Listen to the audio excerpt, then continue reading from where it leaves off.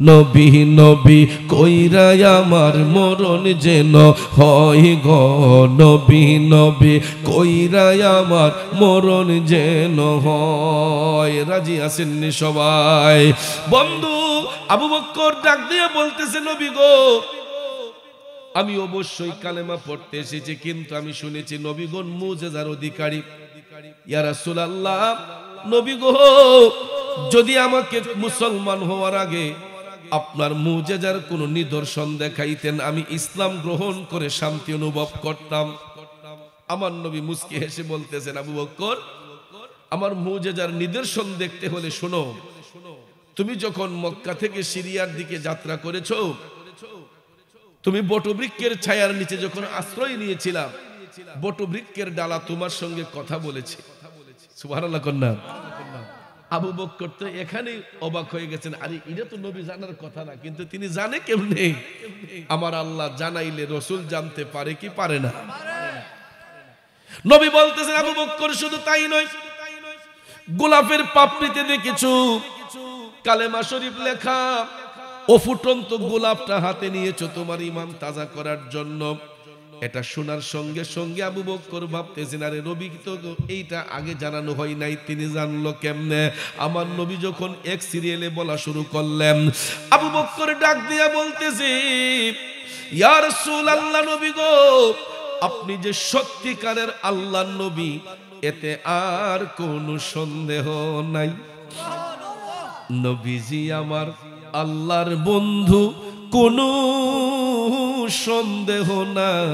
আয়ো রে, আমি নূর নবীজির নামে শান্তি পাই, আমি দয়াল নবীর নামে শান্তি পাই। কষ্ট হইতেছে আমার বাবাজিরা, গভীর মনোযোগ। আবু বকর সিদ্দিক রাদিয়াল্লাহু তাআলা আনহু তিনি সঙ্গে সঙ্গে বলতেছেন, নবী গো, আর দেরি করা যাবে না, এই মুহূর্তে আমার কালেমা পড়াইয়া মুসলমান বানান। আমার নবী সত্যি সত্যি সিদ্দিক আকবরকে কালেমা পড়াইয়া মুসলমান বানাইয়া দিলেন। এ বাবাজিরা, আমার বন্ধুরা, আল্লাহ কেমনে পুরস্কৃত করে মুমিন বান্দাদেরকে দেখুন। আবু বকর ইসলাম ধর্ম গ্রহণ করার সঙ্গে সঙ্গে ওনার যত অর্জিত সম্পদ ছিল, যত ব্যবসা বাণিজ্য যা কিছু ছিল, সব কিছু নিয়ে বাইতুল মালে জমা করলেন। অর্থাৎ রাষ্ট্রীয় তহবিলে আমার নবীজির যেই গোডাউন ছিল, সেখানে নিয়ে তিনি বাইতুল মালে উনার সমস্ত আধিপত্য সম্পত্তি যা ছিল সব নিয়ে তিনি বাইতুল মালে জমা করছেন। করার সাথে সাথে আমার নবীর গোলামিতে তিনি মাশগুল হয়ে গেলেন।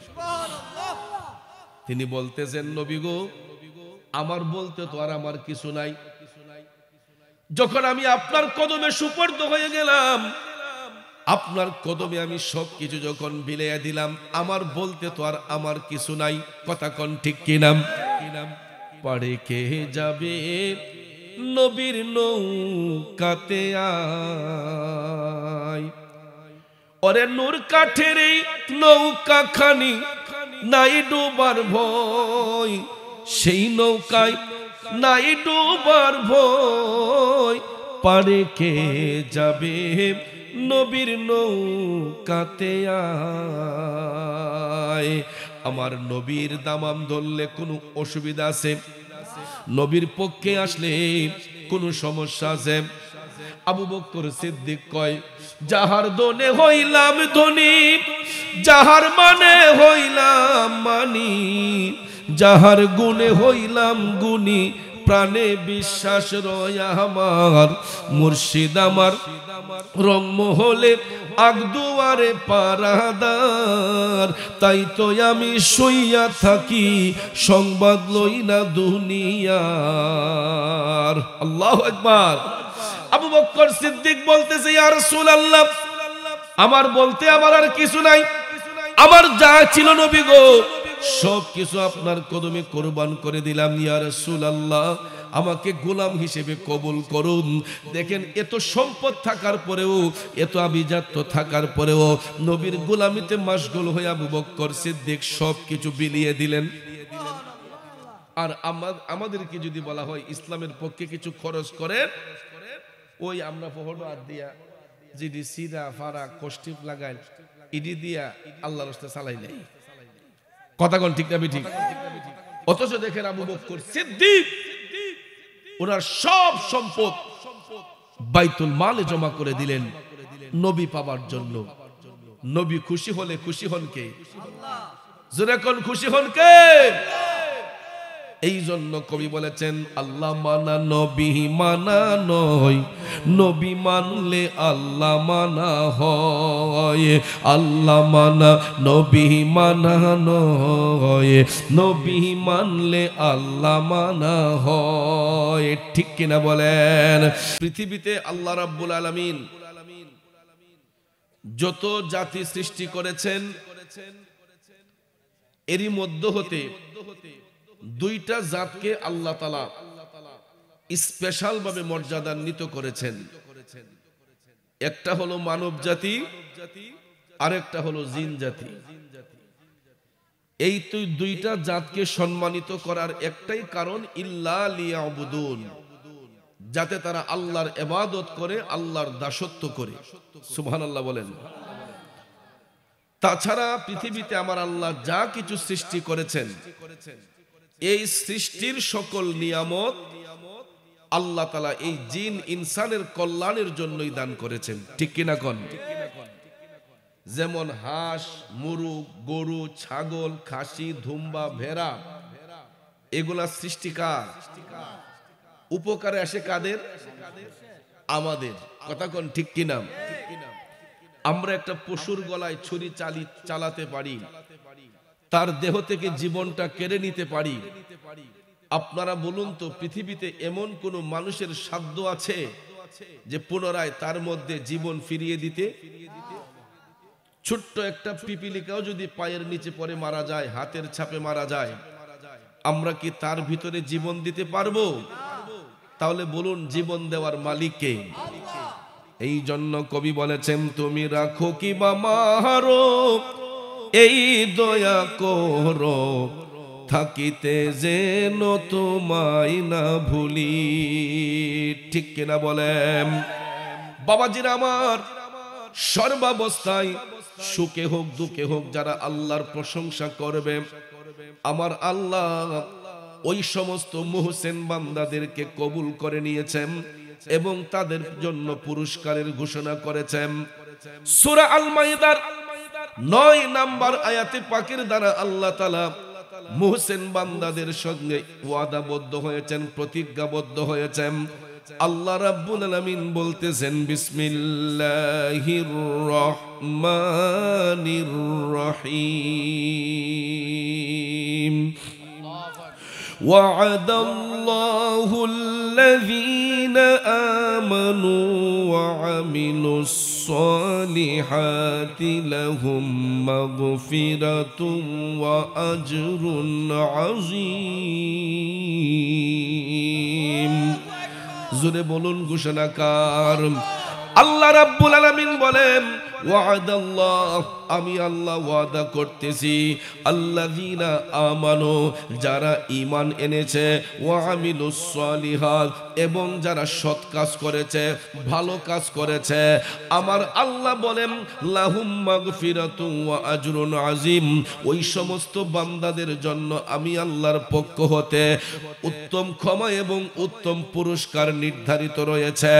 সাথে সাথে আল্লাহ বলেন والذين كفروا وكذبوا بآياتنا أولئك أصحاب الجحيم।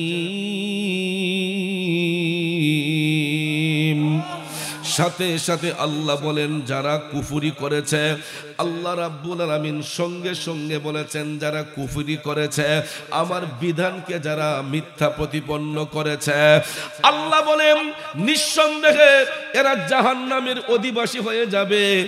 আর যারা ঈমান এনেছে, ভালো কাজ করেছে, আল্লাহ বলেন আমি ওয়াদা করতেছি তাদের জন্য আমি আল্লাহর পক্ষ থেকে ক্ষমা এবং উত্তম পুরস্কার নির্ধারিত রয়েছে।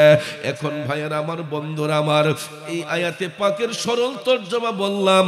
আসুন এবার তাফসিরের দিকে নজর করে তাফসির রুহুল বয়ান এই আয়াতে পাকের তাফসির করতে গিয়ে জগৎ বিখ্যাত তাফসির রুহুল বয়ান প্রমাণ করেছে আল্লাহর প্রতি যারা ঈমান আনবে, পরকালের প্রতি যারা ঈমান আনবে, এরা কখনো ঈমানদার হবে না। আল্লাহু আকবার কোন। কেন? কারণ পৃথিবীর সব মানুষ আল্লাহ এক এটা স্বীকার করে, পরকাল এটা স্বীকার করে, একমাত্র নাস্তিক ব্যতীত। ঠিক কিনা বলেন? 4.5 কোটির উপরে নাস্তিক আছে এই পৃথিবীতে, যারা সৃষ্টিকর্তা পর্যন্ত বিশ্বাস করে না। এই জন্য নাস্তিকরা বিনা হিসেবে জাহান্নামী। তবে যারা ধর্মের অনুসারী, হিন্দু, বৌদ্ধ, খ্রিস্টান, ইহুদি, নাসারা, মুসলমান, যত ধর্মাবলম্বী লোক আছে সবাই আল্লাহ এক এটা বিশ্বাস করে, পরকাল বিশ্বাস করে, কিন্তু এরা মুমিন নয়, এরা ঈমানদার নয়। তাফসিরে রুহুল বয়ান প্রমাণ করেছে ঈমানদার হবে তখন, মুমিন হবে তখন যখন আল্লাহকে বিশ্বাস করবে, পরকালকে বিশ্বাস করবে, সাথে সাথে যারা আল্লাহর হাবিব রাহমাতাল লিল আলামিন মায়ার নবী, দয়ার নবীর উপরে যারা পরিপূর্ণরূপে ঈমান আনবে, যারা নবীকে বিশ্বাস করবে, এরাই হবে ঈমানদার, এরাই হবে মুমিন। আর ওই সমস্ত ঈমানদারদেরকে আল্লাহ পুরস্কার ঘোষণা করে ওয়াদা করে বলতেছেন, যারা ঈমান এনেছে আমি আল্লাহর প্রতি, পরকালের প্রতি, আমার হাবিব নবী মুস্তাফার প্রতি, ওয়া আমিলুস সালিহাত, তারপরে যারা ভালো কাজ করবে, সৎ কাজ করবে, আল্লাহ কয় লাহুম মাগফিরাতুন ওয়া আজরুন আযীম, এদের জন্য আমি আল্লাহর পক্ষ থেকে ক্ষমা এবং উত্তম পুরস্কার রয়েছে। এ বন্ধুরা আমার, বাবাজিরা, এই আয়াতে পাক অবতীর্ণ করার কারণ হলো যখন আল্লাহ তাআলা সত্য প্রচার করে দেওয়ার জন্য রাহমাতাল লিল আলামিন নবী সহ পূর্বের যুগে যত নবী রাসূল আল্লাহ পাঠিয়েছেন সবাই যখন সত্য প্রচার নিয়ে ব্যস্ত হয়ে গেলেন, অন্যান্য ধর্মের নবীগণের উম্মতরা তাদের নবীর কথা বিশ্বাস করত না, তাদের নবীর কথা মানত না। কিন্তু আল্লাহর হাবিব রাহমাতাল লিল আলামিন নবী সত্য প্রচার করতে যখন পৃথিবীতে শুভাগমন করেছেন, অনেক কাফের মুশরিকরা আমার নবীকে চিনতে পারে নাই। ইভেন আবু জেহেল, আবু লাহাব নবীর বংশের লোক হওয়ার পরেও তারা আমার নবীকে চিনতে পারে নাই। না চিনার কারণে তাদের পরিণামটা ভালো হইছে না খারাপ হইছে? আরো জোরে কোন, ভালো না খারাপ? এই জন্য কবি বলেছেন, বিয়াদবে রাসূল যারা নবীর দেখা পাবে না, গোলামে রাসূল হইবে যারা, নবীজি তাদের ভুলবেন না। কথা বলেন ঠিক না বেঠে? তাইলে বলুন ভাইরা আমার, বিয়াদব মুস্তাক যারা নবীর শানে গুস্তাকি করে, বিয়াদবি করে, এরা কি কোনোদিন আমার আল্লাহর আদালতে ঠাঁই পাবে? যারা নবীর গোলামি করবে, যারা নবীকে বিশ্বাস করবে, আল্লাহ তাআলা তাদেরকে পুরস্কার ঘোষণা করেছেন। যেমন আমার নবীর উপর কালেমা পড়ে, বিশ্বাস করে, কালেমা পইরা মুসলমান হইয়া আমার নবীর গোলামির মাধ্যমে জান্নাতের টিকিট প্রাপ্ত হয়েছে, নবীর পাশে শুয়ে আরাম করতেছেন হুজুর আবু বকর সিদ্দিক রাদিয়াল্লাহু তাআলা আনহু। নবীজির গোলামি করে, নবীর উপর ঈমান এনে, কালেমা পাঠ করে মুসলমান হইয়া জান্নাতের টিকিট প্রাপ্ত হইয়া নবীর পাশে শুয়ে আরাম করতেছেন হযরতে ওমর রাদিয়াল্লাহু তাআলা আনহু। কথা বলেন ঠিক কিনা? যারা মদিনা শরীফ যান, আমার নবীর রওজা পাকে সালাম দেওয়ার পরেই দেখবেন প্রথম নামটা হচ্ছে আমার মদিনার কামলিওয়ালা নবীর নাম, তারপরে দ্বিতীয় নামটা হযরতে আবু বকর সিদ্দিক রাদিয়াল্লাহু তাআলা আনহুর নাম, তারপরে তৃতীয় নামটা দেখবেন হযরতে ওমর রাদিয়াল্লাহু তাআলা আনহুর নাম। ঠিক না বেঠে? এই দুইজন আমার নবীর পাশে শুয়ে আরাম করতেছেন। কেন জানেননি? তারা যখন কালেমা পড়ে মুসলমান হয়েছে হয়েছে তখন জাহিলি যুগের মতো মানুষ বর্বরতার মধ্যে নিমজ্জিত ছিল, খুন খারাপি করত, সামাজিকতা ছিল না, নমনীয়তা ছিল না। আল্লাহর হাবিব সাল্লাল্লাহু আলাইহি ওয়াসাল্লামের শুভাগমনের সাথে সাথে এই অসভ্যতা দূর হয়ে গেল, অশালীনতা দূর হয়ে গেল, খুন খারাপি দূর হয়ে গেল।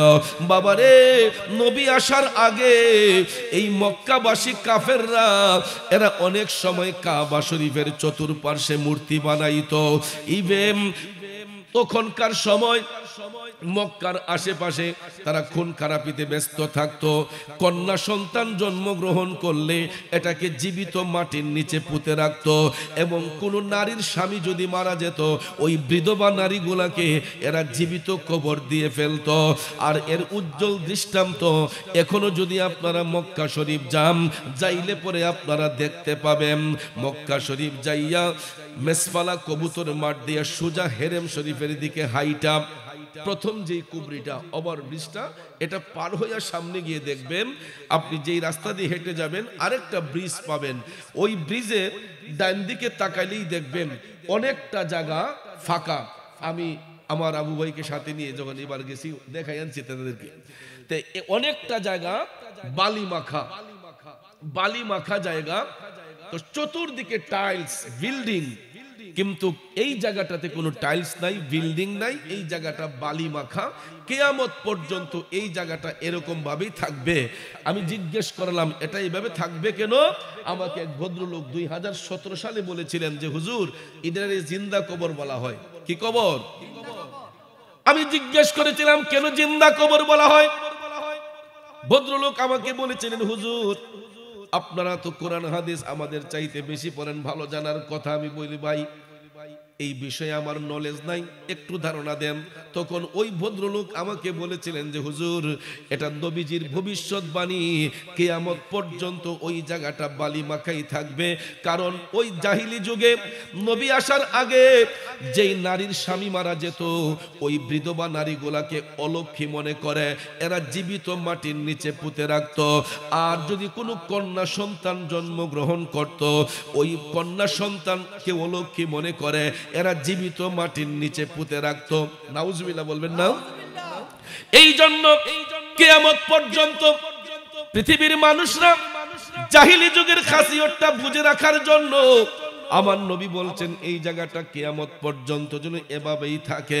বাজান আমার বন্ধুরা আমার, কিন্তু ওই যুগে আমার মদিনার কামলিওয়ালা নবীকে আল্লাহ রাব্বুল আলামিন পাঠিয়েছিলেন সত্যের দাওয়াত দেওয়ার জন্য।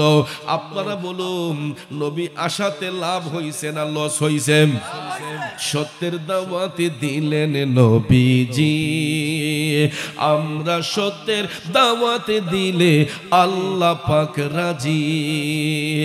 আল্লাহকে রাজি করে, আল্লাহকে রাজি করে সঠিক প্রেমিক হও।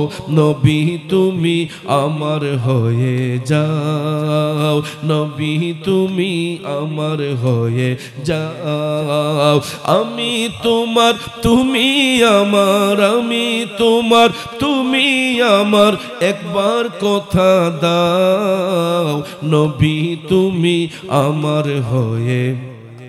তোমায় ভালোবাসি হৃদয়ের টানে, মন বসে না কোনো কাজে নবী বিহনে। ঠিক কিনা বলেন? তোমায় ভালোবাসি হৃদয়ের টানে, মন বসে না কোনো কাজে নবী বিহনে। গুনাহগার উম্মত ডাকি, গুনাহগার উম্মত ডাকি, একবার ফিরে চাও নবী তুমি আমার হয়ে যাও, নবী তুমি আমার হয়ে যাও। একটা জবানও বন্ধ রাখবেন না, চিৎকার মেরে বলুন আল্লাহু আকবার।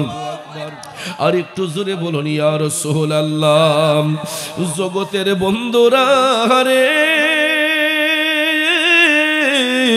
ও মুরব্বী বাবাজিরা গো, আমার সম্মানিত মা বোনরা যারা শুনছেন, আমার মদিনার কামলিওয়ালা নবী আসার পরে এই মিথ্যা দূর হয়েছে, অসভ্যতা দূর হয়েছে, জাহিলি প্রথা দূর হয়েছে। নবীজির নূরের আলোয় আল্লাহর জগৎ কিয়ামত পর্যন্ত আলোকিত থাকবে। বন্ধুরা আমার, ওই নবীর গোলামি যারা করবে আল্লাহ তাআলা তাদের সঙ্গে ওয়াদা করেছেন। যেমন হযরতে আবু বকর সিদ্দিক, তিনি যখন কালেমা পড়েন নাই, তিনি কেমনে সত্যের সুশীতল ছায়ায় আসলেন। এবার শুনুন, মিশকাত শরীফের মধ্যে এই বর্ণনাটা পাওয়া যায়। খারাপ লাগতেছে, কষ্ট হইতেছে, আমার যে কষ্ট হইতেছে আপনারা বুঝতেছেন। আমি প্রথমে বললে আপনাদের মন নষ্ট হয়ে যেত।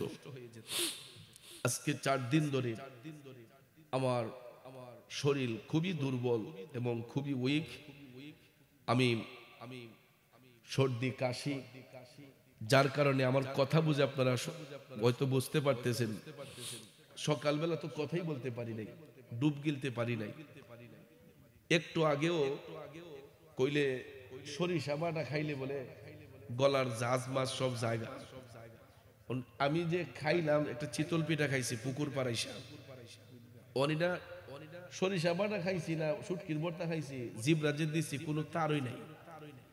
কোনটা গুস্ত কোনটা আপনার শুটকি, মানে নাকের মাঝে এরকম কোনো গ্রানই লাগে না, জিবরা দিলে কোনো টেস্টও পাই না। এত সর্দি লাগছে, এত কাশি। তারপর ভাবলাম একটা বক্তা যদি একটা মাহফিল মিস করে তাহলে কমিটির পোলাপানগুলা অনেক কষ্ট পায়। যেমন আজকে যেই ছেলেগুলা মাহফিলটা সাজিয়েছে, এরাও ইচ্ছে করলে এখানে একটা বাউল গান দিতে পারত, এরা ইচ্ছে করলে একটা যাত্রা গান দিতে পারত। কিন্তু এই যুবকগুলা, সুমন ব্যাপারী বাড়ির যুবকগুলা, সমন ব্যাপারী বাড়ির যুবকগুলা, এরা দয়াল নবীর প্রেমের বাগান সাজিয়েছে। তো ভাবলাম যেহেতু নবীর প্রেমের বাগান সাজিয়েছে, অসুস্থ নিয়ে যদি সেখানে যাই, হয়তো নবীজির উসিলায় আল্লাহ সুস্থ করেও দিতে পারে, ঠিক কিনা? কারণ সিঙ্গাপুরে যায় অনেকে বেমারি হলে, ভালো সেবা আর ভালো ঔষধ মিলে, খাকে শেফা পাওয়া যায় নবীর দরবারে, সর্বরোগের চিকিৎসা হয় এটির ভিতরে। রোগের শেফা পেতে চলো সোনার মদিনা, রোগের শেফা পেতে চলো সোনার মদিনা। আমরা যাব মদিনা, দেখব সোনার মদিনা, সেই জায়গাটার নাম হলো Sonar Madina. London, Paris, Washington, Berlin যেতে চাই না, হংকং, বেজিং, টোকিও, সিঙ্গাপুর চাই না। মন আমার যেতে চাই, মন আমার যেতে চাই এই দুনিয়ার একটি জায়গায়, সেই জায়গাটার নাম হলো। এ তো আসতে বললেন, সেই জায়গাটার নাম কি? আর একটু জবান ছেড়ে, সেই জায়গাটার নাম হলো। আমরা যাব মদিনা, দেখব সোনার মদিনা, সেই জায়গাটার নাম হলো। বাইরে নারী বাড়ি গাড়ি নিয়ে দুনিয়া পাগল, জোশ খেতের বাড়াবাড়ি চলছে অনর্গল, ঠিক নিও। দেখবেন একজনে যদি 2 তলা বিল্ডিং একটা বানায়, ফাঁসের ঘরে হিলা কয় রে বানাইনি সেরি, আমি কোন দিন যে বানাইতাম। আসেন এমন নারী বাড়ি গাড়ি নিয়ে দুনিয়া পাগল, জোশ খেতের বাড়াবাড়ি চলছে অনর্গল। ভাইরে নারী বাড়ি জোশ খেতের নাই রে কামনা, নবীর জিয়ারতে যাব মনের বাসনা, সেই বাসনা পূর্ণ হবে দেখলে মদিনা, সেই বাসনা পূর্ণ হবে গেলে মদিনা, ঠিক কিনা? আমরা যাব মদিনা, দেখব সোনার মদিনা, সেই জায়গাটার নাম হলো জুড়ে, সেই জায়গাটার নাম হলো বাইরে লন্ডন, প্যারিস, ওয়াশিংটন, বার্লিন যেতে নাকি চান? লন্ডন, প্যারিস, ওয়াশিংটন, বার্লিন যেতে, হংকং, বেজিং, টোকিও, সিঙ্গাপুর, চাইনা, মন আমার যেতে চাই, মন সবার যেতে চাই এই দুনিয়ার একটি জায়গায়, সেই জায়গাটার নাম হলো আইরে, সেই জায়গাটার নাম হলো। একটা জবানও বন্ধ রাখবেন না গো, চিৎকার মেরে বলুন ইয়া রাসূলুল্লাহ। জগতের বন্ধুরা রে, ও মুরব্বি বাবাজিরা, আমার মা বোনরা যারা শুনছেন গো, আমার নবী যে সত্যের পয়গাম নিয়ে এসেছেন, তিনি যে আল্লাহর হাবিব, তিনি যে কালেমার মালা গলে পরাইবার জন্য পৃথিবীতে এসেছেন, এটার ডকুমেন্ট পাওয়ার জন্য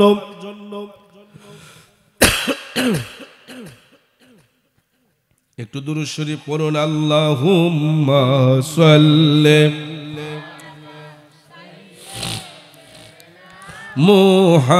মুহাম্মাদ, আল্লাহ একটু রং চা খাওয়াই না।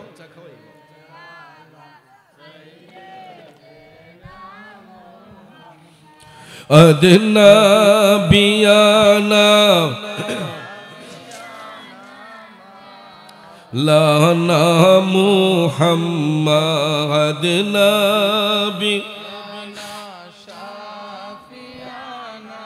মাওলানা।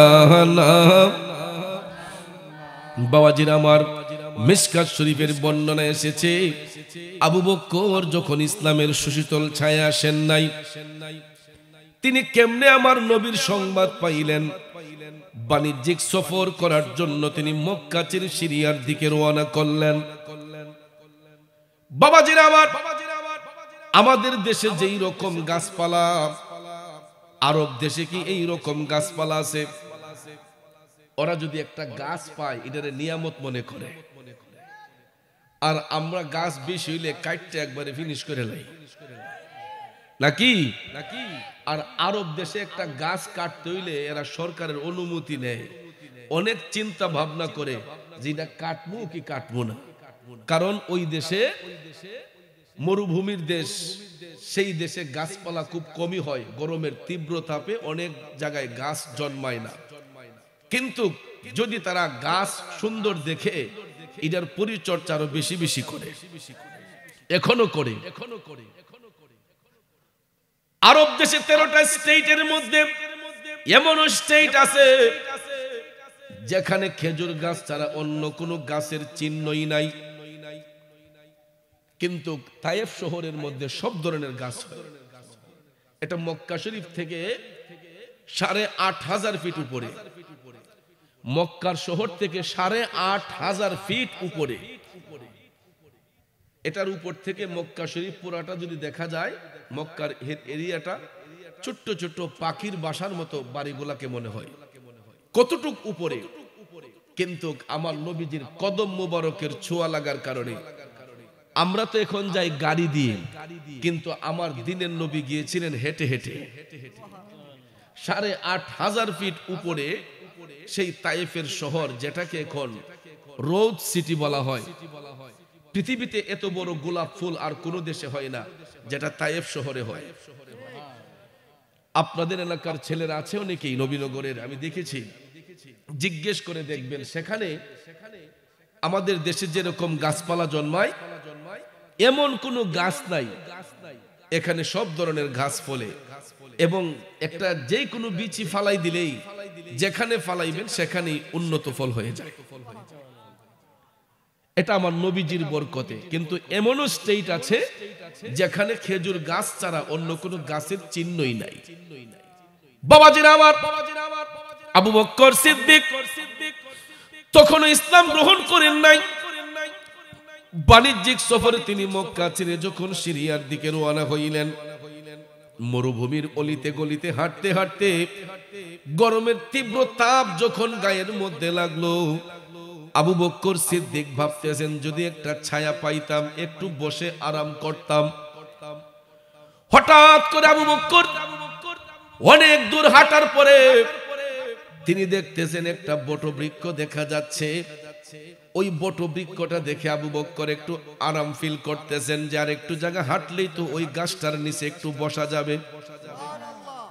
বন্ধু, হাইটা হাইটা হাইটা আবু বকর সিদ্দিক ওই বটবৃক্ষের ছায়ার নিচে আইসা আশ্রয় নিলেন। অনেকটা জায়গা হাঁটার পরে আবু বকরের গলা শুকিয়ে গেছে, তিনি গাছের নিচে আইসা আশ্রয় নিলেন। আমরাও দেখবেন যখন জমিনে কাজ করি, অনেক সময় গলা যখন শুকিয়ে যায়, দেখবেন আমরা কৃষক যারা আছি অনেক সময় দেখবেন গাছের ছায়ার নিচে আইসা বৈশা টিউবওয়েলের পানি খেয়ে গলাটাকে ভিজাই, নেই না? বাবাজির আমার, আবু বকর সিদ্দিক তখনও ইসলাম গ্রহণ করেন নাই। তিনি দেখতেছেন ওই বটবৃক্ষের ছায়ার মধ্যে বৈশা হঠাৎ করে উনার নাকের মধ্যে অনেক সুন্দর একটা সুঘ্রাণ আসতেছে। আবু বকর চতুর্দিকে তাকান, কিরে এত সুন্দর খুশবু তো আর কোনোদিন পাই নাই, কোত্থেকে এই সুগন্ধ আসতেছে, এত সুন্দর খুশবু তো আর কোনোদিন পাই নাই, কোন জায়গা থেকে এই সুগন্ধটা আসতেছে? হঠাৎ করে ভাইয়ের আমার, বটবৃক্ষের একটা ডালা আবু বকর সিদ্দিকের চোখের সামনে আইসা আমার আল্লাহ ওই গাছের ডালার মধ্যে জবান দান করছে। আপনারা বলুন, আমার আল্লাহ চাইলে পারে কি পারে না? জোরে বলেন, পারে কি পারে না? বটবৃক্ষের ডালার মধ্যে জবান চলে আসলো। বটবৃক্ষের ডালা আবু বকরকে বলতেছে, হে আবু বকর, তোমার নাকের মধ্যে যেই সুগন্ধটা আসতেছে, তুমি তাকায়া দেখো সামনে একটা ফুলের বাগান দেখা যায়। ওই ফুলের বাগানের ভিতরে এমন সুন্দর একটা মধুময় বাণী লেখা আছে, যেই বাণীটা হলো সত্য বাণী। সুবহানাল্লাহ। হে আবু বকর, ওই সামনে যে ফুলের বাগান, ওই ফুলের বাগানে ফুলের পাপড়ির মধ্যে একটা কালেমা লেখা আছে। ওই কালেমা সত্য বাণী, এটা যদি তুমি পাঠ করো তুমি মুমিন হইয়া যাইবা, ইমানদার হইয়া যাইবা।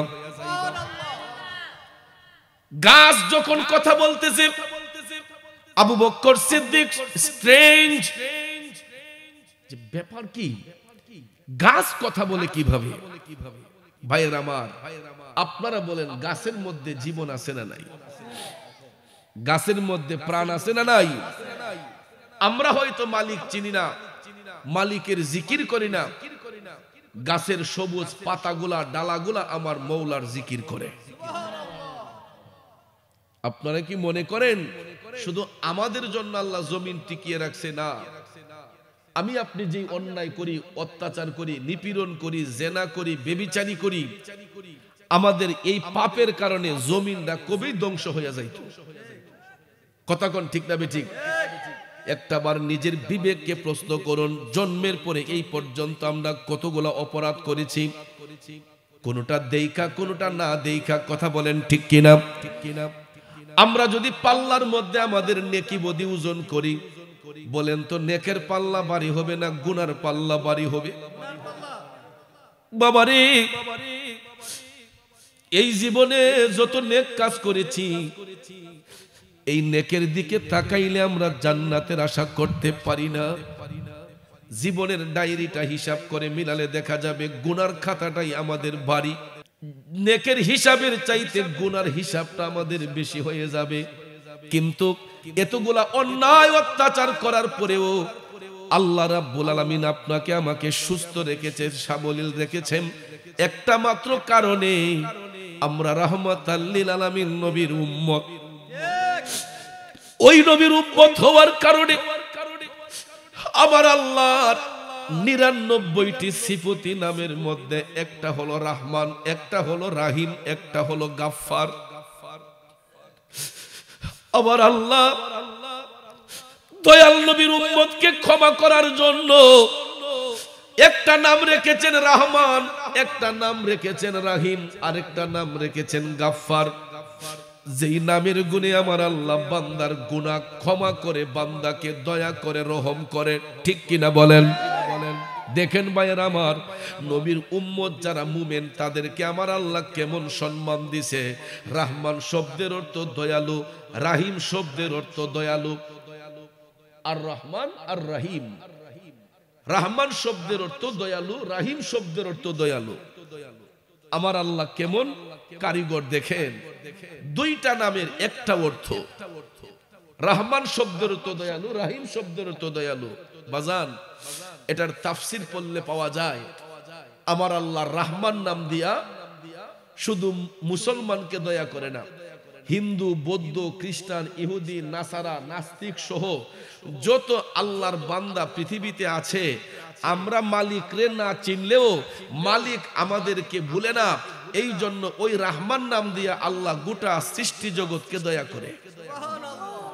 যেমন আল্লাহর পক্ষ থেকে যখন বৃষ্টি আসে, বলেন তো ওই বৃষ্টিটা কি শুধু মুসলমানের জমিনে পড়ে না, হিন্দুর জমিনে পড়ে, খ্রিস্টানের জমিনে পড়ে না, বৌদ্ধর জমিনে পড়ে না, চামার বেটার জমিনে পড়ে না?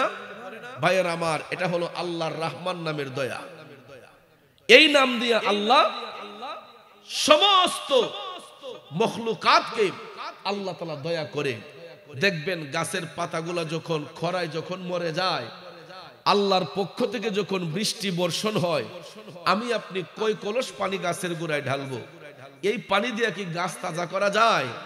অনেক সময় দেখবেন খরায় যখন গাছের পাতাগুলা ঝরে যায়, মরে যায়, আবার যখন আল্লাহর পক্ষ থেকে বৃষ্টির মৌসুম যখন শুরু হয়, তখন দেখবেন সবুজ গাছের পাতাগুলা আবার দেখবেন তাজা হইয়া সবুজ রং ধারণ করে। কথা কোন ঠিক না ঠিক? এটা হলো আমার আল্লাহর রহমান নামের দয়া। বাবাজি, রাহিম নামের শব্দের অর্থ দয়ালু, কিন্তু ওই রাহিম নামটা দিয়ে আল্লাহ শুধু মুমিনদেরকে দয়া করে। আর রহমান নাম দিয়ে আল্লাহ সবাইরে দয়া করে, আর রাহিম নাম দিয়ে আল্লাহ শুধু মুমিনদেরকে দয়া করে। আর গাফফার শব্দের অর্থ হলো ক্ষমাকারী। অর্থাৎ আমি আপনি যে হাজারটা অপরাধ করি, করার পরে যখন আল্লাহরে ডাক দিয়ে কই, আল্লাহ আমি ভুল করেছি, Allah I am really sorry, I am extremely sorry, Allah তুমি আমাকে ক্ষমা করো, আল্লাহ তুমি আমাকে মাফ করো, তখন আল্লাহর জাতের কসম খেয়ে আল্লাহ কয়, বান্দা তুই যখন হাজারটা অপরাধ করার পরেও একবার যখন আমার আল্লাহরে, আমি আল্লাহরে মায়া কইরা আল্লাহ কইয়া ডাক দেস, তখন আমি আর বরদাস্ত করতে পারি না। লাওয়া জাদুল্লাহ তাওয়াবার রহিমা, আমার হাবিব নবী মুস্তাফার ওসিলায় তোমাদের হাজারটা অপরাধ আমি ক্ষমা করে দেই। আরেকটু জোরে কন্যা সুবহানাল্লাহ। এই জন্য যারা মুমিন, যারা মুত্তাকি, তারা সব সময় জিকিরে মশগুল থাকে। রহমান ও রাহিম, ওহো আল্লাহ আল্লাহ ইয়া গফুর,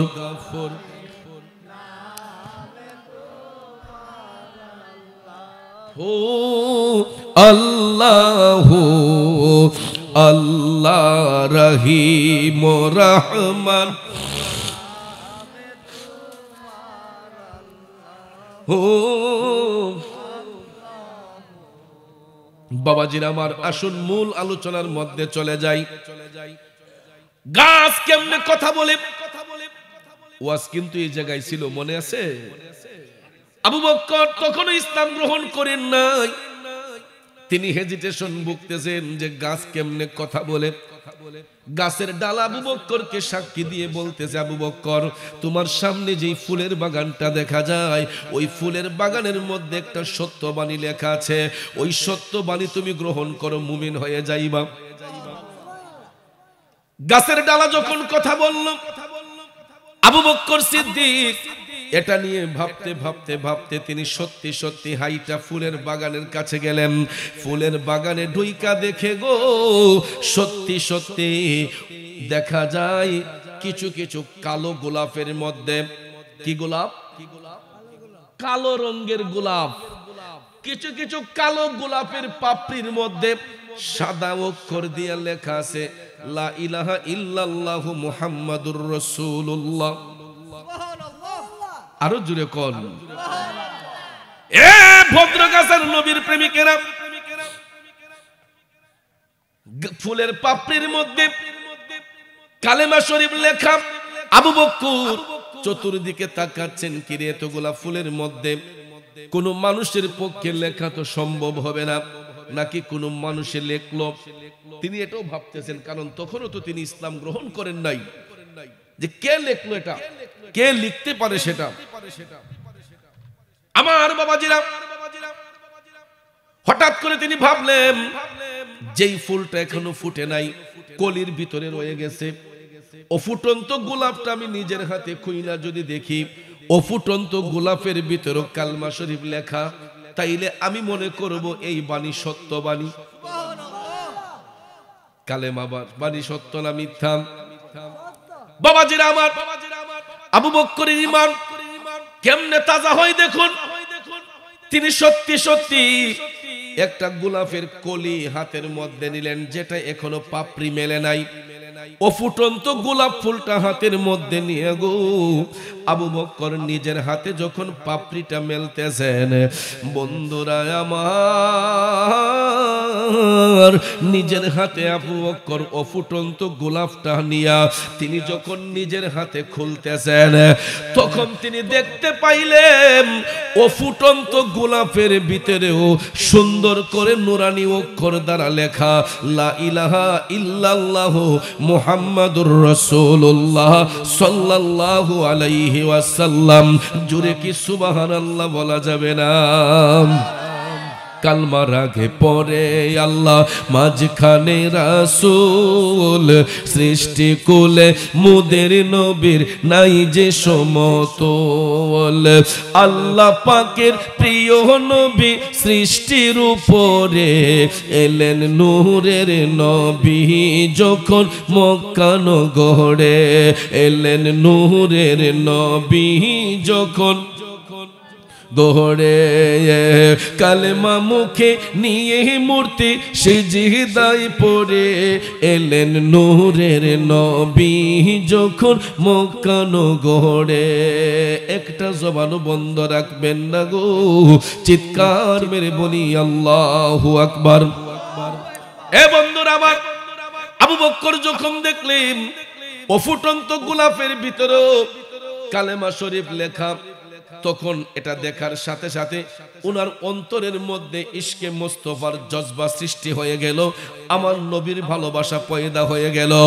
সাথে সাথে আবু বকর আমার নবীকে সরাসরি না দেখার পরেও তার ঈমান নবীর প্রতি মজবুত হয়ে গেল, তাজা হয়ে গেল। সঙ্গে সঙ্গে তিনি সিরিয়ার বাণিজ্য শেষ কইরা, সেখানে অনেক কাহিনী বাজান আমার, আবু বকর মক্কা শরীফে যখন আবার ফিরে আসলেন, আসার সঙ্গে সঙ্গে নবীজির সাথে যখন সাক্ষাৎ হলো, আবু বকর নিজে থেকে বলার আগে আমার নবী ডাক দিয়া বলতেছে, আবু বকর তাড়াতাড়ি কালেমা পড়ে তুমি মুসলমান হয়ে যাও। আবু বকর ভাবলেন, আরে নবী জানে কেমনে, এই সংবাদ তো নবীজিরে আগে দেওয়া হয় নাই, আমি যে মুসলমান হতে এসেছি এই সংবাদ নবী জানে কেমনে? আপনারা বলুন, আমার নবী জানতে পারে কি পারে না? এই বিশ্বাস আপনাদের আছে না নাই? কার কার আছে দুইটা হাত উঁচু করে দেখাই, নারায়ে তাকবীর।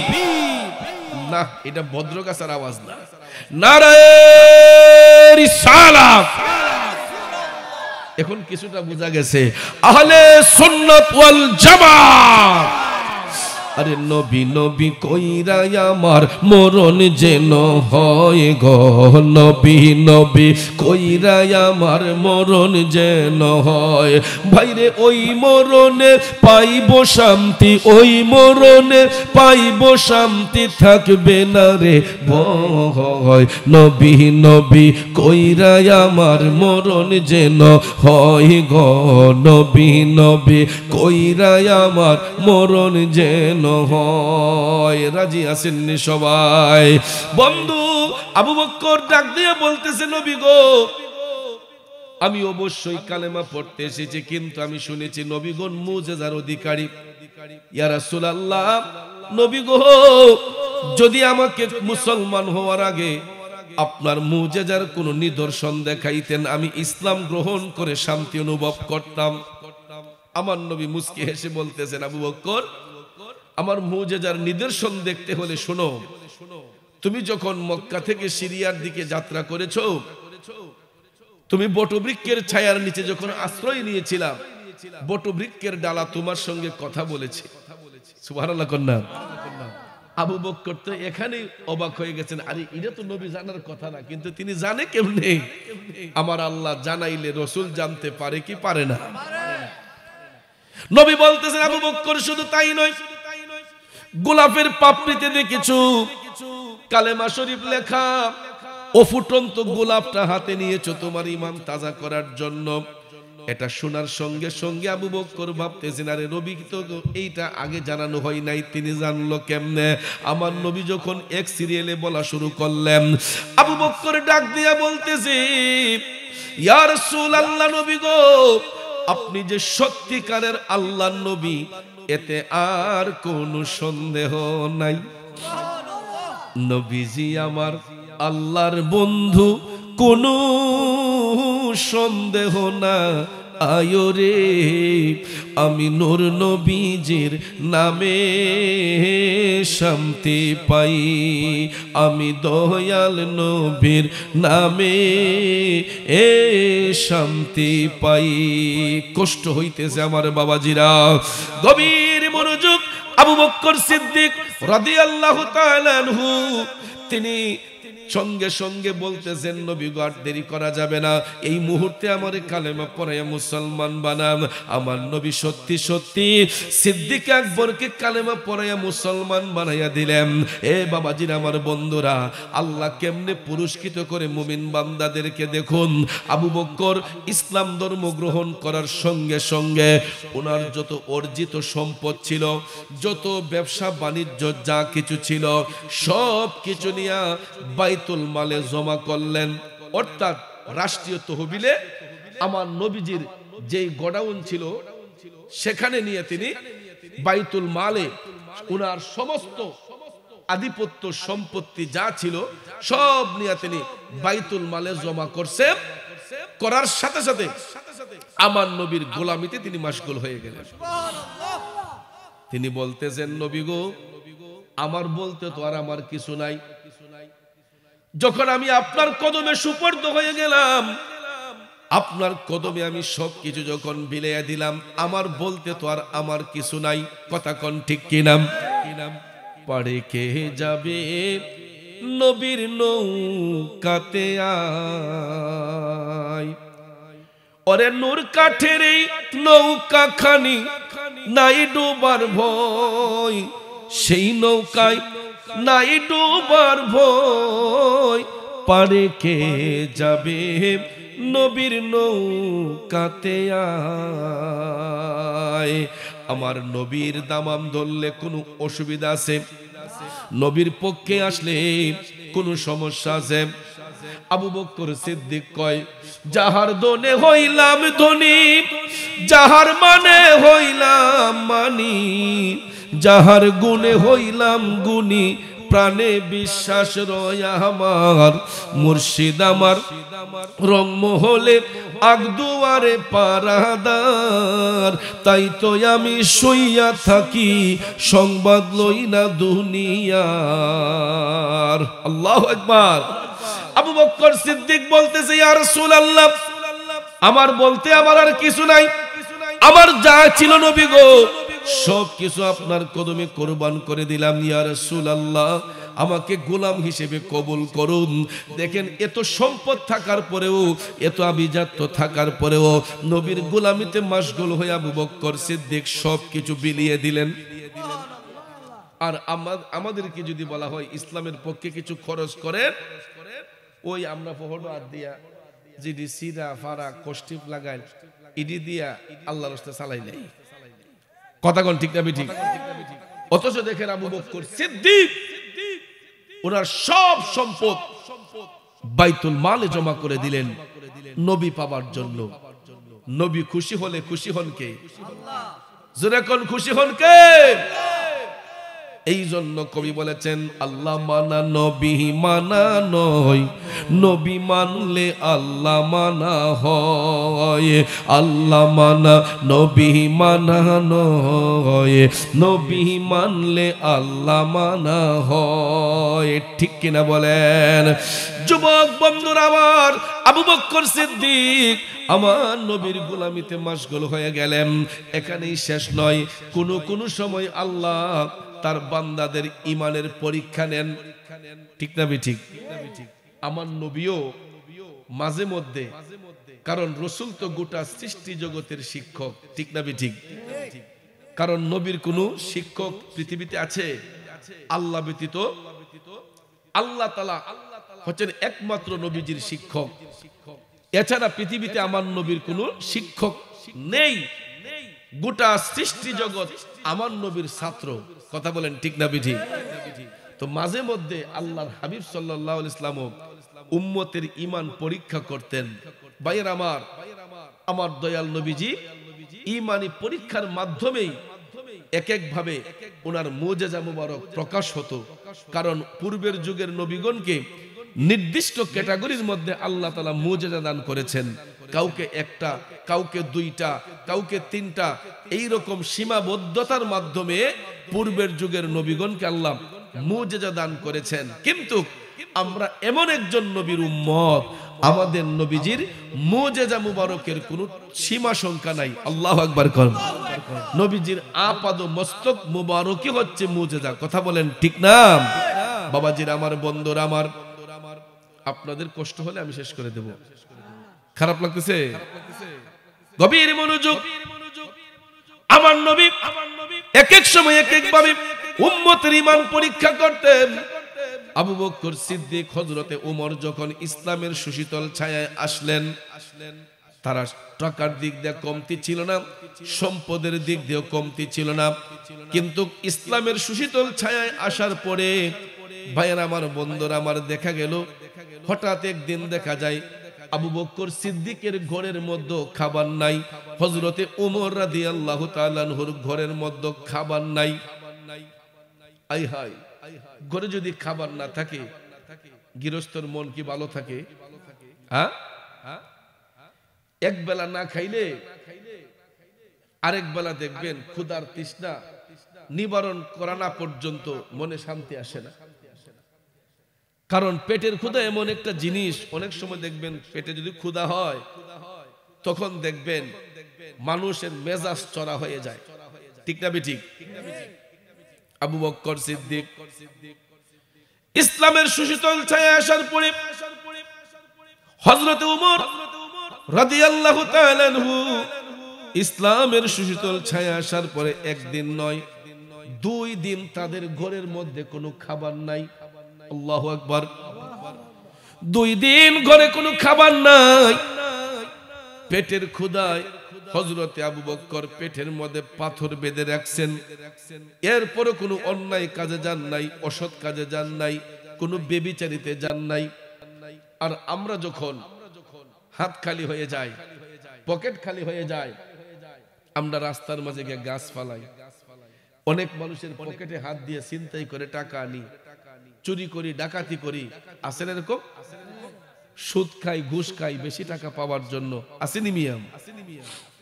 গভীর মনোযোগ। হযরত আবু বকর পেটের ক্ষুধায় পেটের মধ্যে পাথর বাঁধলেন। একইভাবে হযরতে ওমর পেটের ক্ষুধায় পেটের মধ্যে পাথর বাঁধলেন। একদিন নয়, 2 দিন ঘরে খাবার নাই।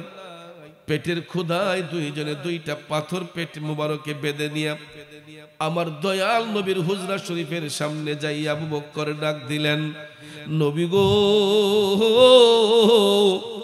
ইয়া রাসূলুল্লাহ। এই বলে যখন ডাক দিলেন, আল্লাহর হাবিব হুজরা শরীফ থেকে বের হলেন। সঙ্গে সঙ্গে হযরত আবু বকর বলতেছেন, আসসালাতু ওয়াসসালামু আলাইকা ইয়া রাসূলুল্লাহ। দয়াল নবী গো, পেটের মধ্যে প্রচন্ড ক্ষুধায় অনুভব হচ্ছে নবী গো। আজকে 2 দিন ধরে আমরা কিছু খাই নাই। আল্লাহু আকবার। হযরত আবু বকর পেট থেকে কাপড়টা সরাইয়া বলতেছেন, নবী গো তাকাইয়া দেখুন, পেটের ক্ষুধায় আমি পেটে পাথর বেঁধে রেখেছি। একইভাবে হযরতে উমর তিনিও বলতেছেন, নবী গো পেটের ক্ষুধায় আমিও আমার পেটের মধ্যে পাথর বেঁধে রেখেছি। সাহাবায়ে কেরাম যখন এই আরজি দিলেন, আমার মদিনার কামলিওয়ালা নবী, মায়ার নবী, দয়ার নবী উম্মতের কষ্ট কি সহ্য করতে পারে? আপনারা বলেন পারে? এ ভদ্রগাছার বাবাজিরা, দয়াল নবী আমার পেট মুবারকের কাপড়টা সরাইয়া আমার রাসূল বললেন, হে আবু বকর ও আমার উমর, তোমরা তো একটা করে পাথর পেটে বেঁধেছো, আমি রাসূল আমার পেটের মধ্যে দুইটা পাথর বেঁধে রেখেছি। আমি নবীও আজকে 2 দিন ধরে কিছু খাই নাই। আপনারা বলেন আমার নবীর কি খাবারের কোনো কমতি আছে? খাবারের ভান্ডারই তো আল্লাহ নবীর কাছে দিয়েছে, বন্টনের দায়িত্বই তো আল্লাহ নবীর কাছে দিয়ে রাখছেন, ঠিক না ঠিক? এখন 2 দিন ধরে রাসূলও খান নাই, তার মানে কি নবীর কাছে খাবার নাই? আছে, কিন্তু উম্মতদেরকে শিক্ষা দেওয়ার জন্য, এটার দ্বারাতে নবীজির মুজিজা প্রকাশ হওয়ার জন্য হয়তো আল্লাহ পাক এই কুদরতি খেলা খেলছেন। কথা কোন ঠিক না ঠিক? আমার রাসূল বললেন, আবু বকর উমর, তোমরা যেমন 2 দিন খাও নাই, পেটের ক্ষুধায় একটা করে পাথর পেটে বেঁধে রেখেছো, আমিও তোমাদের সঙ্গে 2 দিন ধরে খাই নাই, এই জন্য আমি আমার পেটে 2টা পাথর বেঁধে রেখেছি। এটা বলার সাথে সাথে হযরতে আবু বকর ডাক দিয়া কই, নবী গো আর কোনদিন আপনার কাছে আমরা কোনো আবদার করব না। যেই নবী 2 দিন ধরে খাই নাই, ইয়া রাসূলুল্লাহ ক্ষুধা তৃষ্ণায় মরে গেল, আর কোনদিন আমরা খাবারের জন্য আহাতাহা করব না। আমার নবী বললেন, না উমর, হে আবু বকর, লা তাহজান, চিন্তার কোনো কারণ নাই, খাবারের ব্যবস্থা হয়ে যাচ্ছে। এটা বলতে বলতে হঠাৎ করে দেখা যায় একজন সাহাবী নবীজির কদম মুবারক এসে বললেন, ইয়া রাসূলুল্লাহ, নবী গো আমি আড়াল থেকে আপনাদের সব আলোচনা শুনে ফেলছি। ইয়া রাসূলুল্লাহ, নবী গো আমি আড়ালে থেকে আপনাদের সমস্ত আলোচনা শুনেছি। নবী গো আমি একটু আগে দেখে আসছি আপনার উম্মত হযরতে মিকদাদের বাড়িতে একটা রুমের ভিতরে তিনি অনেকগুলা খেজুর স্তূপ করে রেখেছেন। সুবহানাল্লাহ। নবীজির একজন সাহাবী, ওনার নাম হযরতে মিকদাদ। যখন রাসূল মিকদাদ সাহাবীর বাড়ির কথা শুনলেন, হযরতে আবু বকর সিদ্দিক হযরতে উমরকে সাথে নিয়ে বললেন, চলো আমরা এই মুহূর্তে মিকদাদের বাড়িতে যাব। সত্যি সত্যি সত্যি বাবাজিরা, আমার মদিনার কামলিওয়ালা নবী হযরতে আবু বকর সিদ্দিক হযরতে উমর রাদিয়াল্লাহু তাআলা আনহুকে সাথে নিয়ে হাইটা হাইটা হাইটা মিকদাদ সাহাবীর বাড়ির পাশে যাইয়া তিনি সালাম বিনিময় করলেন, আসসালামু আলাইকুম, আসসালামু আলাইকুম ওয়া রাহমাতুল্লাহ। এই বলিয়া রাসূল ডাক দিলেন মিকদাদ। ডাক দেওয়ার সঙ্গে সঙ্গে মিকদাদ সাহাবী লাব্বাইক ইয়া রাসূলুল্লাহ বলে হুজরা শরীফের ভিতর থেকে বের হলেন। আল্লাহু আকবার। সাহাবী মিকদাদ যখন নবীকে ওনার বাড়িতে দেখলেন, তিনি তো স্ট্রেঞ্জ, ইয়া রাসূলুল্লাহ, নবী গো আপনার নুরানি কদম মুবারক আমার বাড়িতে পড়েছে, এটা তো আমার সৌভাগ্য। ইয়া রাসূলুল্লাহ, নবী গো যেই নবীকে দাওয়াত করে সিরিয়াল পাওয়া যায় না, রাহমাতাল লিল আলামিন নবী, আমি অধম মিকদাদের বাড়িতে এসেছেন, এটা আমার জীবনে মহা সৌভাগ্য। আল্লাহু আকবার। আমার নবী ডাক দিয়ে বললেন, মিকদাদ আমি একটা কারণে এসেছি। সাহাবী মিকদাদ বললেন, ইয়া রাসূলুল্লাহ কি সেই কারণ? দয়াল নবী বলতেছেন, মিকদাদ রে তুমি তাকায়া দেখো আমার উমরের দিকে, আমার আবু বকরের দিকে, তারা 2 দিন ধরে কোনো খাবার খায় নাই। ইবেন আমি রাসূল আজকে 2 দিন ধরে খাবার খাই নাই। মিকদাদ শুনেছি তোমার ঘরে নাকি একটা রুমে খেজুর স্তূপ করে রেখেছ, এখান থেকে কিছু খেজুর আমাদেরকে খাওয়ার জন্য দাও, এখান থেকে কিছু খেজুর আমাদেরকে খেতে দাও। মিকদাদ সাহাবী টপ টপ করে চোখের পানি ছেড়ে বলতেছেন, নবী গো, ইয়া রাসূলুল্লাহ, যেই খাবারগুলো আমি স্টক করে রেখেছিলাম, ও গো মায়ার নবীজি, এখান থেকে এই মুহূর্তে আপনাকে তো খেজুর দিতে পারছি না। রাসূল বললেন কারণ? তখন মিকদাদ সাহাবী বলতেছে, নবী গো, ওই এলাকার যত ইয়েতিম গরিব ছিল, দরিদ্র ছিল, নবী গো, একটু আগে আমি এলাকার সমস্ত গরিব দুঃখীর মাঝে এই খেজুরগুলা বন্টন করে দিয়েছি। আরো জোরে কোন, আমার নবী খুশি না বেজার? এতিম মিসকিনকে খেজুরগুলা হযরতে মিকদাদ সাহাবী বন্টন করে দিয়েছেন। রাসূল খুশি না বেজার? আমার নবী খুশি হইয়া বলতেছেন, মিকদাদ তুমি ভালো কাজ করেছো, উত্তম কাজ করেছো। তখন রাসূল বললেন, আচ্ছা মিকদাদ বলো তো, তোমার বাড়ির আশেপাশে কোনো খেজুরের গাছ আসেনি? সুবহানাল্লাহ। নবীজি বললেন, তোমার বাড়ির আশেপাশে খেজুরের কোনো গাছ আছে? তখন মিকদাদ সাহাবী বলতেছেন যে, ইয়া রাসূলুল্লাহ, আমার বাড়ির আশেপাশে খেজুরের কোনো গাছ নাই, তবে নবী গো, একটা গাছ আছে, ওই গাছের মধ্যে কোনোদিন ফল আসে নাই, গাছটা মরে গেছে। একটা খেজুর গাছ আছে, ওই গাছের পাতাগুলো মরে আছে, কিন্তু এই গাছ থেকে ইয়া রাসূলুল্লাহ কোনোদিন ফল আসে নাই। আমার নবী মুস্কি মুস্কি হাসে বললেন, তুমি একটা কাজ করো মিকদাদ, আমার এই ব্যবহৃত চাদরটা তুমি একটু নিয়ে যাও। নবীজির শরীর মুবারকের মধ্য হতে চাদর মুবারকটা খুলিয়া আমার মদিনার কামলিওয়ালা নবী বললেন, মিকদাদ, তুমি ওই চাদরটা নিয়ে মরা খেজুর গাছের নিচে বিছাইয়া দিবা। সুবহানাল্লাহ, কইতো ডরান। রাসূল ডাক দিয়া বললেন, মিকদাদ, ওই চাদরটা নিয়ে খেজুর গাছের বিচে বিছাইয়া ওই মরা গাছটাকে ডাক দিয়া বলবা, এ খেজুর গাছ, আল্লাহর হাবিব তোমার কাছে কিছু খেজুরের আবদার করেছে। আমার নবীর সঙ্গে গাছ কথা বলে কি বলে না? এ বাবাজিরা, আমার বন্ধুরা, আমার গভীর মনোযোগ। সত্যি সত্যি হযরতে মিকদাদ সাহাবী ডাক দিয়া কয়, এ মরা খেজুর গাছ, আমি জীবনে কোনোদিন দেখি নাই তোমার কাছ থেকে ফল আসতে, কিন্তু আমি আমার জন্য বলছি না, খেজুর গাছ রাহমাতাল লিল আলামিন নবী আমার মাধ্যমে তোমার কাছে অ্যাপ্লিকেশন করতে বলেছেন। দয়াল নবী বলেছেন তোমার থেকে কিছু খাবার দেওয়ার জন্য। আপনারা কোন তো মরা গাছে কোনদিন ফল আসে? আমার নবী চাইলে আসতে পারে কি পারে না?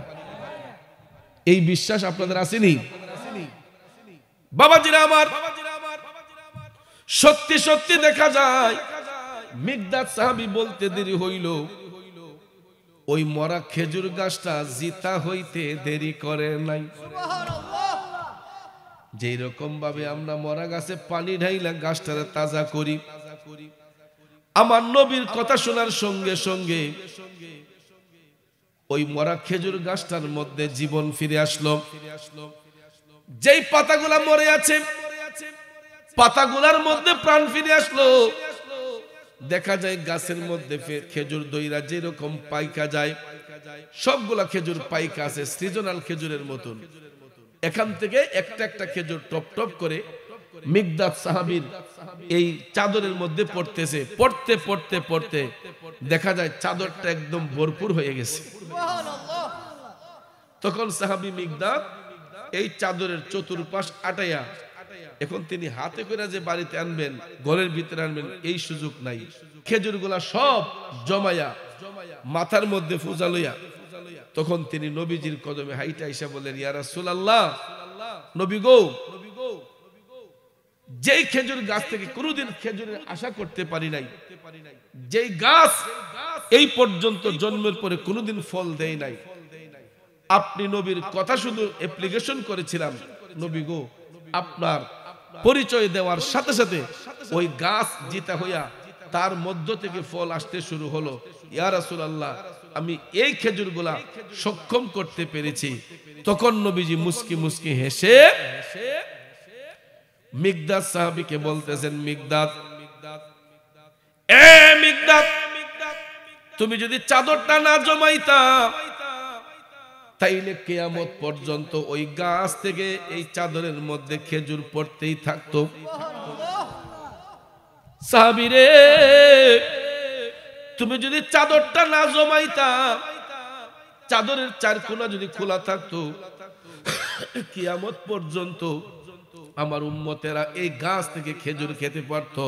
হে মিকদাদ, যেহেতু তুমি রাস্তা চেঞ্জ করে ফেলেছো, যেহেতু তুমি রাস্তা চেঞ্জ করে ফেলেছো, এখন তার খেজুর আসবে না। এই জন্য তোমার এই খেজুর গোলাপ অত্যন্ত সুস্বাদু। এই বলে ভাইয়ের আমার, বন্ধুরা আমার, দয়াল নবীজি খেজুর খাইয়া সাহাবায়ে কেরামকে খেজুর দিলেন। হযরত আবু বকর, হযরত উমর, তারা দুইজন তৃপ্তি মোতাবেক খেজুর খাইলেন। খাওয়ার পরে আমার রাসূল অবশিষ্ট যে খেজুরগুলা রয়েছিল সব খেজুরগুলা হযরত মিকদাদকে বললেন যে ওই এলাকার নারী পুরুষ এতিম মিসকিন যারা সবাইকে বিলিয়ে দাও। আরো জোরে কোন সুবহানাল্লাহ। তাইলে বাজার নিয়ামতের মাঝে বরকত আসেনি? খাবারে বরকত আসেনি? তো আজকে এই মাহফিলটা অসুস্থ অসুস্থ ভাব লাগতেছে। আমি যেমন অসুস্থ, আজকে মাহফিলটারও অসুস্থ লাগতেছে। তো আমি তো রোগের শেফার জন্য ওষুধ বড়ি খাইতেছি, আবার সামনে ওষুধ আইনা হাজির আছে, আদা, লং, লবণ এটা না হাজির করছে। একটা গরম চাও আনছি, তবে এটা এমন গরম আনছিল একটা আন্দা হাইতারছি, আর একটু গরম হইলে ভালো ছিল। যাক, আপনাদের ওষুধ আজকে নাই বিদায়, আপনাদের ওষুধ নাই বিদায় আজকে এই এলাকায় অনেক নারী পুরুষ, অনেক পুরুষরা মাহফিলের প্যান্ডেলে নাই। যদি আজকে এখানে 4 ডেক বা 5 ডেক বিরিয়ানি হইতো বা 10 ডেকসি বিরিয়ানি হইতো, দেখতেন চায়ের দোকানে যেমন মানুষ, নবীর বাগানও এমন পরিমাণ মানুষ থাকতো। তো আজকে তাবারুক সমন ব্যাপারী যুবকরা এরা কেন করলো না আমি বুঝতেছি না। মাহফিলে নাকি তাবারুক নাই শুনলাম, কিন্তু সুন্নি মাহফিলের বরকত হলো তাবারুক। আমার গাউসে পাক আব্দুল কাদের জিলানী আল গিলানী আল বাগদাদি বলেছেন, মিলাদ মাহফিল শেষে যে তাবারুক বন্টন হয়, মিলাদ মাহফিল শেষে যে তাবারুক বন্টন হয়, এটা 41টা রোগের ওষুধ হয়ে যায়। ওই দিন তাবারুক নাই দিকা 2 বেটা দিতেছে গা, কয়ও দোয়াড়ই করে দেন না। আরে বাবা রে, তাবারুক না দিলে একটা ফান হইলো তো দিয়ে দিলাম বেটা। তো বাবাজি যেই কথাটা বলতে চেয়েছিলাম, গাউসে পাক বলেছেন মিলাদ মাহফিল শেষে তাবারুক এটা 41টা রোগের ঔষধ। আর এই তাবারুক যদি মাহফিলে থাকে, অনেকে মনে করে গন্ডগোল হবে, ফেসাদ হবে, এই জন্য এই ডরে অনেকে করে না। কিন্তু আল্লাহর রহমতে আমি অদম গুনাহগার যদি কোনো মাহফিলে থাকি, 50,000 লোকও যদি হয়, তাবারুক বন্টনে কোনো অসুবিধা হয় না। এমন ওষুধ দেই যে ওষুধের কারণে ছোট্ট বাচ্চাটা পর্যন্ত লড়ে না, উত্তেজিত গাবার। তো আজকে সমন ব্যাপারীর যুবক যারা আছে এরা অত্যন্ত ভালো ছেলে, এরা মেহারি গিয়ে আমার সাথে যোগাযোগ করেছে এবং আমাকে ইনভাইট করেছে। আমার সাথে তারা অনেকক্ষণ বৈশা সময় দিয়ে আসছে। তো আমি তাদের জন্য অন্তর থেকে দোয়া করি। আর আমি আসতে পেরেও নিজেকে ধন্য মনে করছি। যদি না আসতে পারতাম অসুস্থতার কারণে, তাইলে আরো বেশি কষ্ট পেতাম, ছেলেগুলো কষ্ট পেত। তো আশা করি আপনারা আমার শরীরের কন্ডিশন দেখে আমার প্রতি আপনাদের একটু মায়া লেগেছে বা আমার প্রতি আপনাদের একটু দরদ আছে, এটা আমি ফিল করছি। তো বাবাজি, আগামী বছর মাহফিলের তাবারুকটা হোক আপনারা চাননি, কমিটিরা এরা মনে হয় টেহার লাগে করছে না, এবার অর্থ সংকটের জন্য মনে হয় করছে না। তো এরা আমার আজগা এখন পর্যন্ত কইছো না, আমার নিজের থেকে উদ্যোগ নিছি। গত 4 দিন আগে আরেকটা করছিলাম, 12 তারিখ করে দিয়েছিলাম আরেকটা। ওই যে দুলারামপুর বাঞ্ছারামপুরে গিয়া দি মাহফিল লোক নাই 2 বছর আগে লোক নাই। এরপরে দা আমার নিজের থেকে আমি সহযোগিতা চাইলাম, কালেকশন হয়েছে। এই বছর গিয়া দেখি আপনার 12 ডেক্সে তাবার হয়েছে, আর ফ্যান্ডেলও লোকের অভাব নাই। ঠিক একইভাবে হুমনা ফারাতলি ওই দিন গেলাম 14 নভেম্বর গেছি। পরে গিয়া দেখি ঈদের মধ্যে এই কাহিনী আছে, গতবার কালেকশন করে দিয়েছি, এবার গিয়া দেখি মানুষের জায়গা নাই ফ্যান্ডেল, রাত 2টা পর্যন্ত ফ্যান্ডেল কানায় কানায় ভরপুর, বুঝছেন নি? তো আগামী বছর শোভন ব্যাপারী বাড়ির যুব সমাজের উদ্যোগের এই মাহফিলে তাবারুক হোক, আমরা চাই কি চাই না? কেনা কেনা চাই না? 2 হাত তোলেন। আচ্ছা মাশাআল্লাহ, এসকো আছে দেখা যায়। যাক, আমার বাইরে যে হাত তুলছে মানে হওয়ার জন্যই তুলছে, ঠিক না ঠিক? তাবারুক হোক, এটার পক্ষে কাটা কাটা আছেন, 2 হাত তোলেন। নারে তাকবীর, নারে রিসালাত, আহলে সুন্নাত ওয়াল জামাত। কেউ আমাকে বলে নাই কমিটির, আমার নিজের থেকে ভালোবাসার টানে বলছি, আগামী বছর তাবারুকের জন্য একটা বস্তা চাল দিবেন 50 কেজির, একটা খাওয়ান না ভরপুর আসেনি, 50 কেজি একটা চাইলের বস্তা দিবেন তাবারুকের জন্য। নবীজি নবীজি আমার, আমরা কালেমায় পড়ি আপনার নাম, আজানে শুনি আপনার নাম, নামাজে আপনাকে সালাম, আপনি যে নূরে মুজাসসাম ইয়া নবী মালাইকা ইয়া রাসূল সালাম আলাইকা ইয়া হাবিব সালাম আলাইকা সালাওয়াতুল্লাহ আলে নবী আসহাবে নবী শুহাদায়ে কিরাম উস হুসাইনে শাহাদত পেলা খো সালাম মুস্তফা জানে রহমত পেলা খো সালাম শমঈ বজমে হিদায়ত পেলা